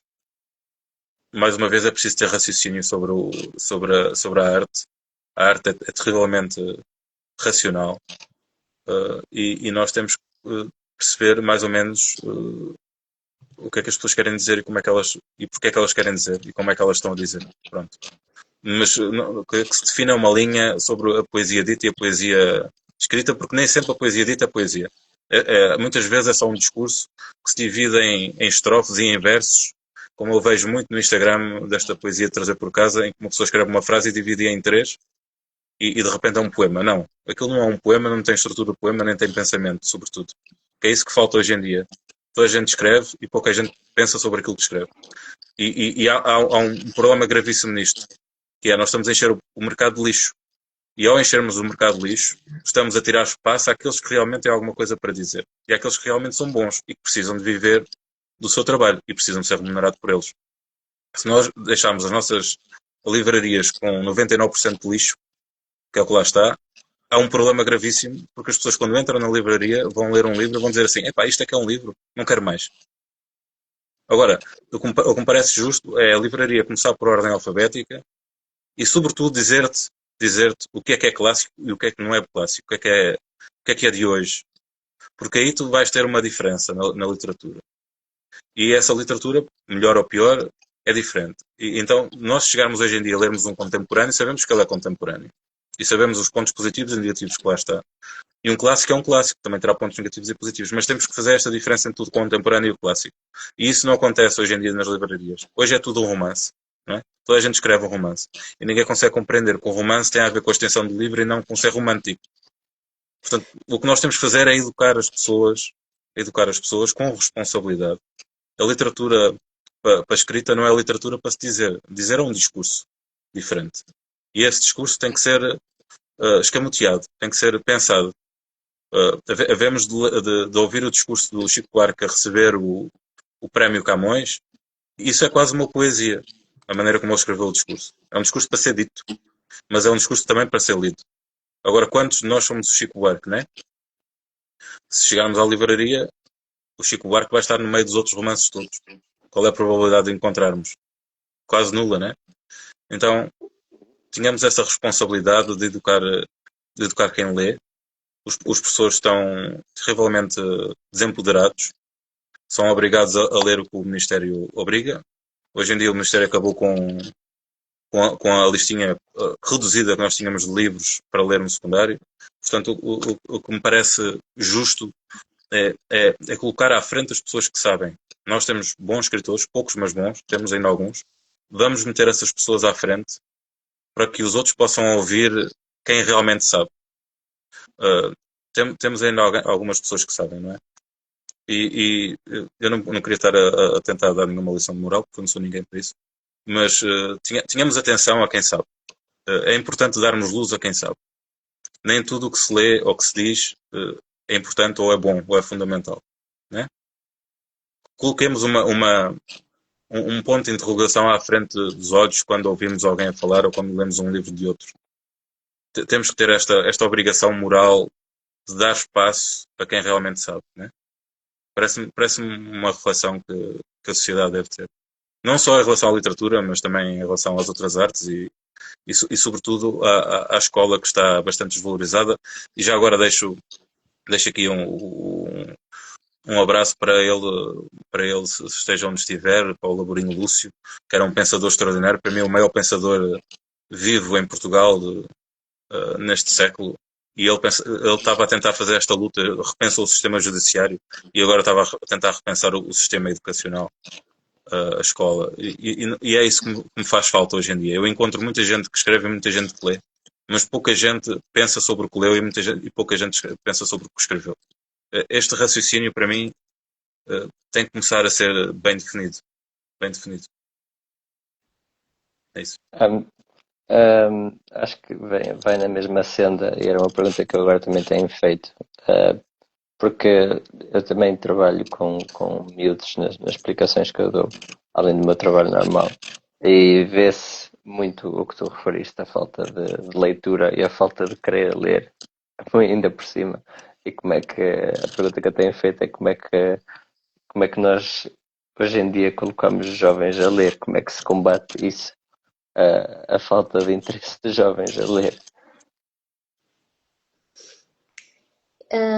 Eu acho que existe muito o efeito manada.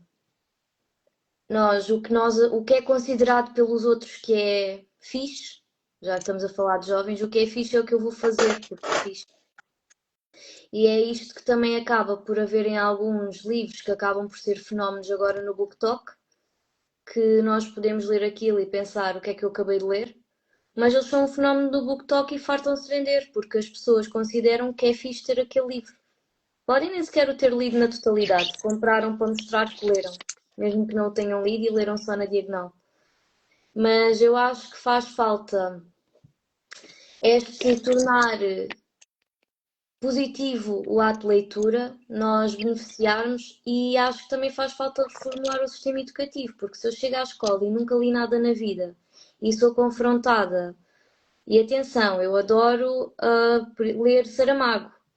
Eu acho que Saramago criou distopias que são incríveis e que todos nós deveríamos ler.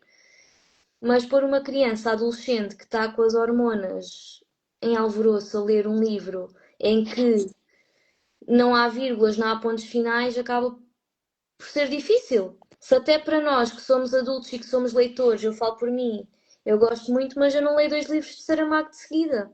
Porque a seguir preciso de um livro que me seja mais fácil de digerir, porque leva aquele murro no estômago e preciso, não, a seguir preciso de uma leitura mais levezinha. Como é que eu posso esperar que as minhas crianças gostem de ler se eu as ponho a ler livros que até para os adultos são difíceis de digerir? E acho que aqui é preciso criar outras formas de gerir, mesmo em termos de poesia. Eu, quando lancei o meu livro, tive muitas pessoas que me disseram que só iam comprar por ter sido eu a escrever, porque não gostavam de poesia. E depois acabaram de ler o livro e disseram: Olha, se calhar eu afinal gosto de poesia. Porque estavam tão com aquela ideia que na escola a poesia era o ver o A com o A, o B com o B, o C com o C, contar as métricas, tentar perceber o que é que o poeta queria dizer com o amarelo daquela flor. Será que o amarelo tem algum significado? As pessoas estavam tão formatadas para tornar as coisas cognitivas que queriam relaxar a ler um livro, até nem a procurar um livro de poesia, porque achavam que poesia era pseudo-intelectual. E acho que faz falta isto, faz falta nós termos escritores, e acho que vamos tendo cada vez mais, que tornam a linguagem acessível ao público, porque se nós tivermos um grande campo lexical e tivermos um discurso muito eloquente, claro que vai atingir uma minoria de pessoas, mas vai ser difícil de chegar às massas. E se calhar literariamente produzimos um livro que é maravilhoso, mas que vai dizer alguma coisa à meia dúzia de pessoas, porque as outras vão ler e vão pensar: opá, num parágrafo tenho de ir 3 vezes ao dicionário, não quero ler isto. Eu, por acaso, fiz um curso de escrita criativa e um dos desafios que me fizeram foi esse, vais abrir o dicionário, ainda está ali, comprei o maior dicionário que havia na livraria. Vais abrir o dicionário numa página aleatória, vais escolher uma palavra que não conheces e vais criar textos com essas palavras para aumentar o teu campo lexical e seres uma melhor escritora. Hoje olho para trás e penso: será que eu vou ser uma melhor escritora se ninguém vai perceber aquilo que eu estou a dizer? E pronto, faz falta um bocadinho isto, sair do pedestal e tentarmos ser pseudo-intelectuais e pensarmos que as pessoas precisam de sentir algo com o que leem. E se não perceberem, também não vão sentir. O que a Kátia diz parece-me que está certo, não é? Parece-me que ela tem razão. Agora, numa feira do livro de Lisboa, algures, não me lembro bem quando é que foi, eu estive a falar um bocadinho para o público, como com outros escritores, e um dos escritores dizia que a culpa era do sistema educativo, e eu concordo em parte, mas que a culpa era sobretudo dos professores que não sabiam dar bons livros e que recomendavam às vezes maus escritores. O que me parece a mim importante é que haja uma diversidade de autores numa biblioteca ou numa livraria. Isto por uma razão, porque nem todos nós vamos ser capazes de ler Shakespeare à primeira, não é? Ou Saramago, ou o que seja. E, portanto, temos que começar por algum lado. Eu quando estava a estudar Fernando Pessoa na escola, eu não gostava daquilo. Né? Eu tinha muita dificuldade em compreender. E hoje em dia parece-me relativamente simples. Mas isto porque eu me eduquei com o tempo e com os anos fui lendo até chegar àquele nível que me parece simples. Não é? Haverá outras leituras hoje em dia que me parecem difíceis e se calhar daqui a 40 anos vão ser fáceis. Portanto, isto tem a ver com a educação, não é? E com a repetição e com uma leitura formada e com pensamento. Agora, nem tudo o que há por aí é uma leitura com pensamento, seja ela simples ou não. O que nós temos que fazer aqui é novamente uma distinção entre aquilo que é simples e aquilo que é básico. Porque se nós formos a ler Sofia de Melbrenner, é simples, mas não é básico. E o que nós temos muito hoje em dia à venda como grande literatura é literatura básica, não é simples. Claro que qualquer pessoa com 6 anos vai perceber o conteúdo do livro.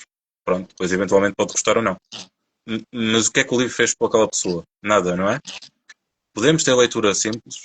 E falo, por exemplo, para os livros infantis.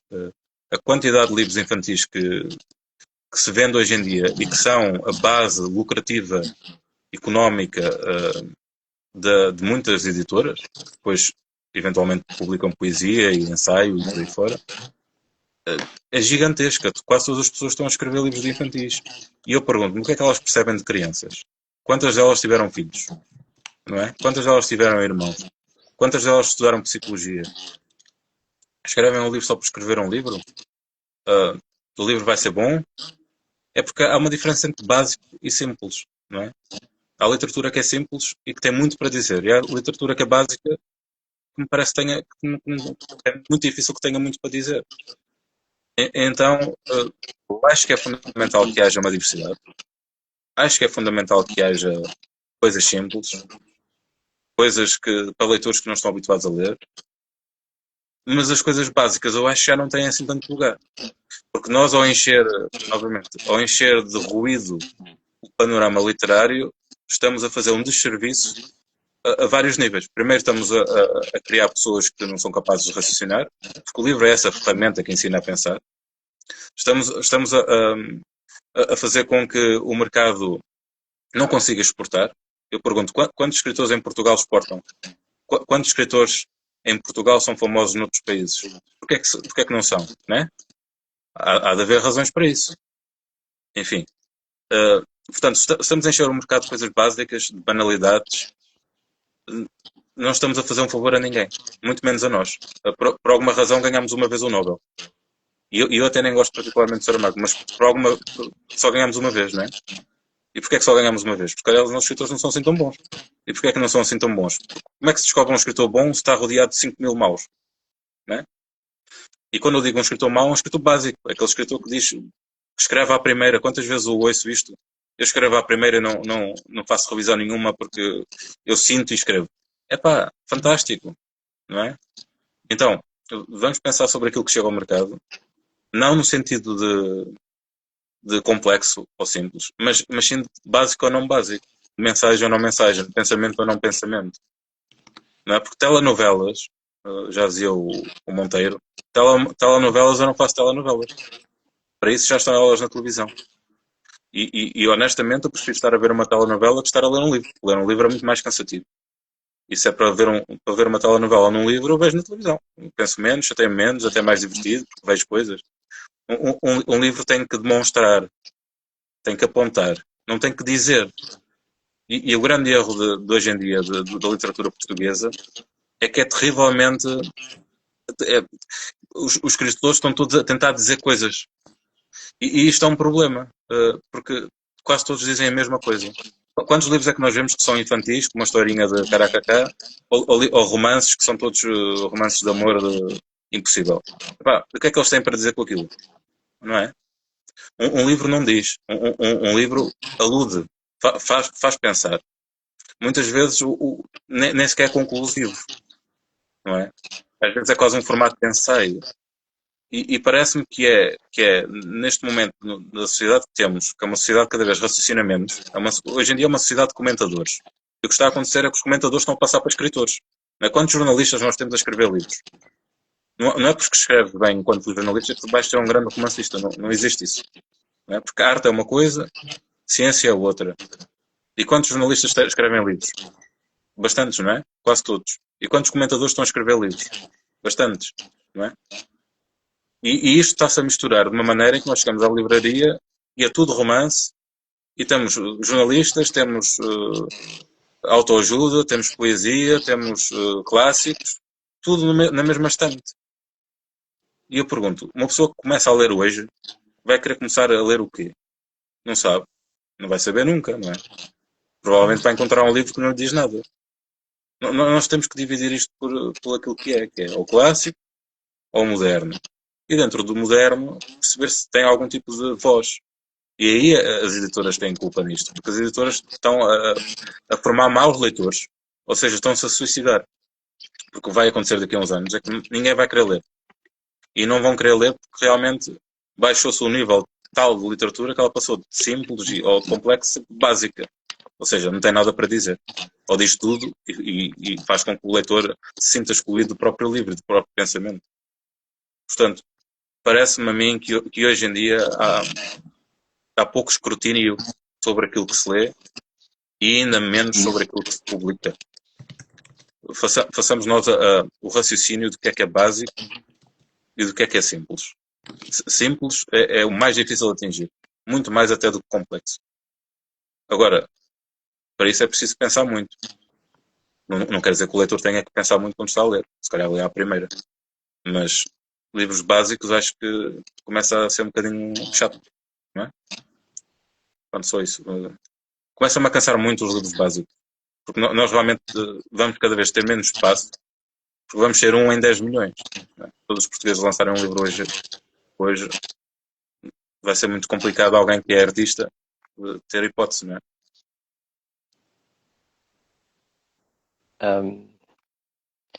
A minha pergunta agora vinha mais se acreditam que a poesia pode ter um papel social transformador. Eu acho que nós no passado tivemos provas disso, porque não era raro os poetas e outros autores serem os primeiros a serem censurados. Queria saber a vossa opinião sobre isto. E a censura é um tema muito emergente, que ainda hoje li uma notícia de que já foram censurados 4.000 livros na América. Entre eles o 100 Anos de Solidão, do Gabriel Garcia Marques. Outro poeta. Eu acho que é sempre pertinente nós falarmos sobre isso e de quanto nos tentam fechar ali os alicerces. A poesia, eu acho que sempre teve um papel de intervenção. Tanto que normalmente quem é que eram associados a ser os poetas? Eram os boémios, eram os revoltados da sociedade, tanto que muitas das vezes nem tinham grande espaço para ser vistos como grandes nomes literários. Falo, por exemplo, de Luís de Camões, que tem fama de ter ficado sem um olho porque andava sempre metido com mulheres casadas e na taxa, não é? Pá, se calhar agora, passado 500 anos, nós lemos os livros dele e por acaso foi uma abordagem interessante do Martim Sousa Tavares no livro do Falar Francês e Tocar Piano, que ele, não sei replicar exatamente as palavras, mas ele acreditava que muitos dos grandes nomes da literatura só eram reconhecidos de forma póstuma porque tinham vidas tendencialmente boémias. E então quem é que ia levar a sério aquela pessoa? Mas acho que sim, acho que a poesia tem um papel importante. Primeiro, por algo que eu já disse, que é diz muito com muito pouco. Depois, porque as músicas que ficam-nos na cabeça são tendencialmente poemas, tanto que a Grândola Vila Morena foi uma música que criou ou que deu início a uma revolução e é um poema. E acho que é importante que os poetas continuem a ter a sua voz e a não ter medo de criticar aquilo que os rodeia. O que a Cátia disse tem toda a lógica, mas eu gostaria de pôr a questão exatamente no inverso, que é, nós vivemos em censura, claramente, por várias razões. não é? Nomeadamente as câmaras que nos controlam, as redes sociais, há vídeos que eu partilho que são censurados logo no minuto a seguir. E, portanto, vivemos em censura. Mas também vivemos em censura de uma maneira exatamente oposta a essa, que é a liberdade total. Ou seja, é a liberdade sem regras. E quando nós falamos de livros, se antigamente os poucos livros editados eram censurados, hoje em dia não há censura na publicação. Ou seja, o ruído é imenso. E descobrir as ideias, as pessoas com ideias no meio de tanto ruído é difícil.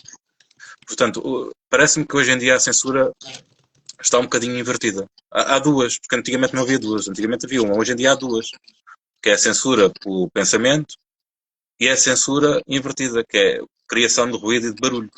Está toda a gente a publicar, está toda a gente a falar, está toda a gente a discutir e no meio disso não há uma ideia. Ou se há, é muito difícil descobrir essa ideia. Hoje em dia parece-me que a censura é exatamente pelo ruído. Pelo escrutínio pela falta de escrutínio do pensamento. Ou seja, vamos abafar este pensamento com tanto ruído à volta que nunca este pensamento vai ser encontrado por outro. Portanto, não passa.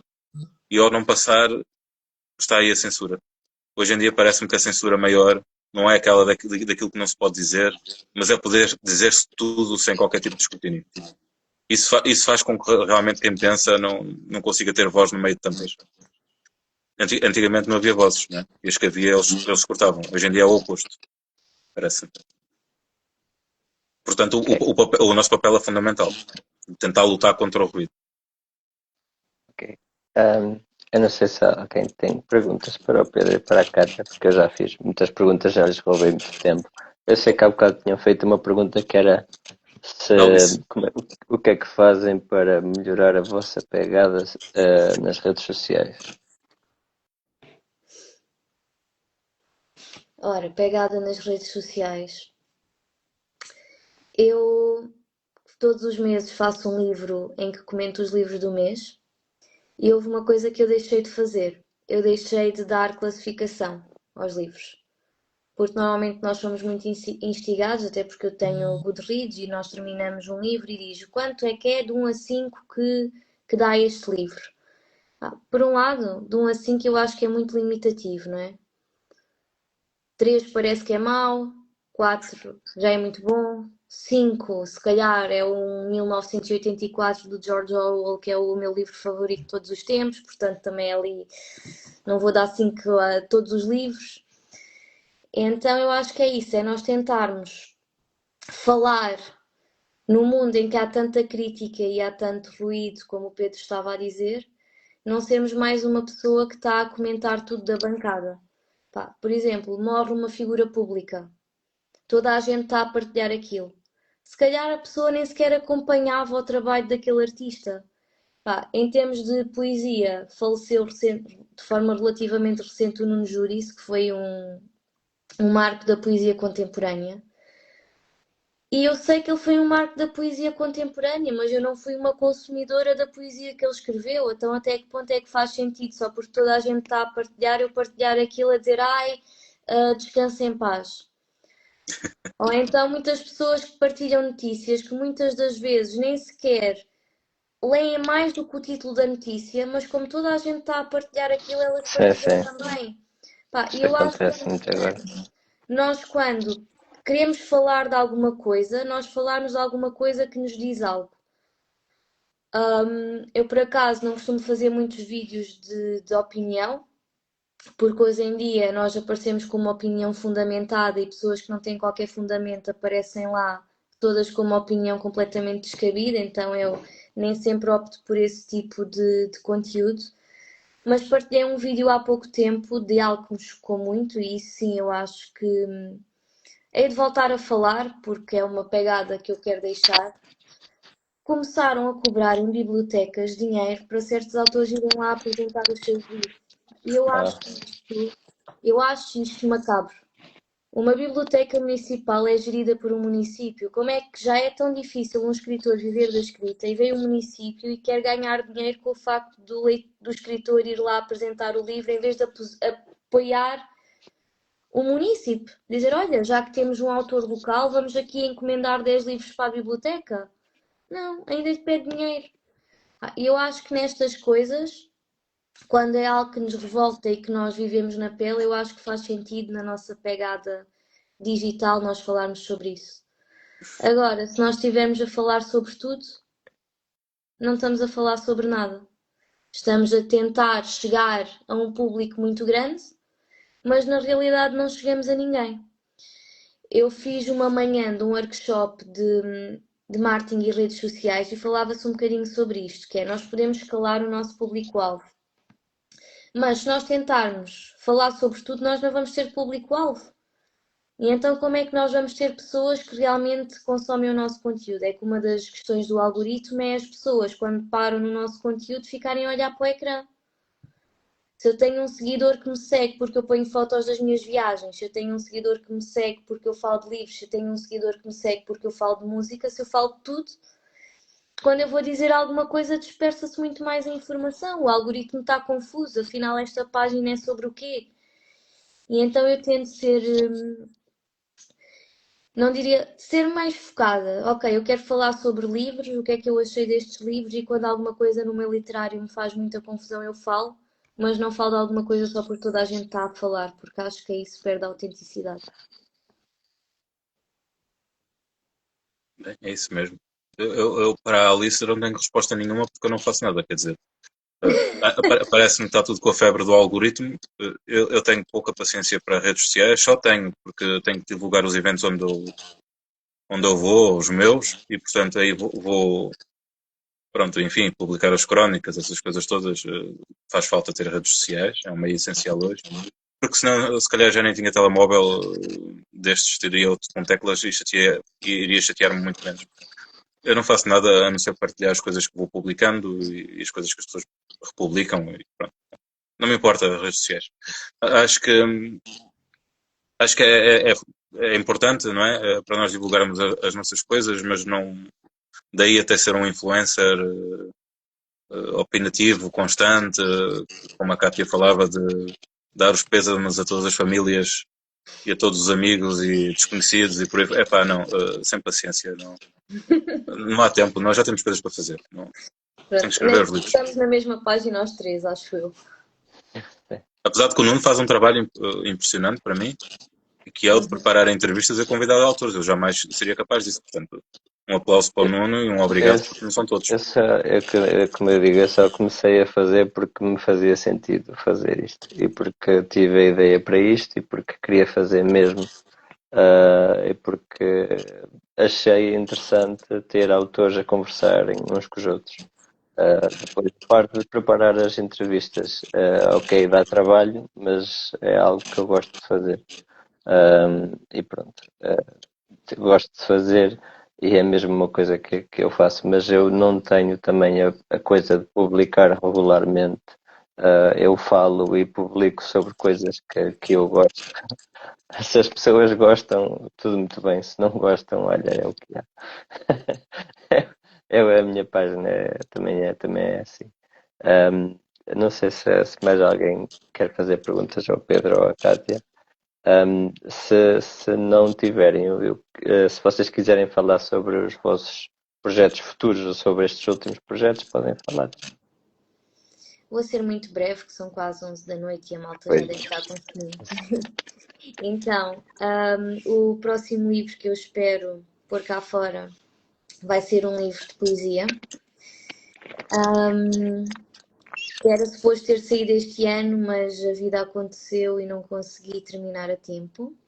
Mas vou compilar basicamente as crónicas do jornal que escrevo para o Olhanense. Aquelas que funcionaram melhor, lá está, o balizar com também o que acontece de feedback. E vou publicar ali o que me parece melhor no meio de tudo e criar um livro de poemas. E vou continuar a trabalhar no meu romance histórico. Dá muito mais trabalho do que aquilo que eu pensei, porque eu agora questiono tudo aquilo que estou a escrever e então a questionar tudo aquilo que estou a escrever acredito que vou demorar muito tempo a fazer este parto literário, mas tenho a certeza que assim quando o fizer vou ter muito mais orgulho naquilo que escrevi.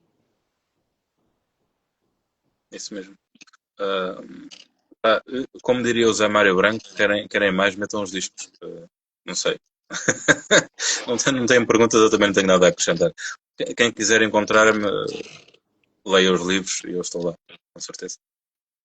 Olha, da minha parte, agradeço aos dois por terem aceito o convite, por termos falado este bocado, e por toda a gente que assistiu, que esteve presente e que comunicou e que falou. Por isso, espero que tenham gostado. Agradeço novamente ao Pedro e à Cátia e façam o favor de lerem os livros deles, se puderem. Obrigada E o mesmo teu? por esse trabalho que tens tido ao longo destas semanas todas em que convidas autores. Eu agradeço, mas faço mesmo por gosto. Por isso, muito obrigado e muito boa noite a todos. Obrigado. Obrigada, boa noite.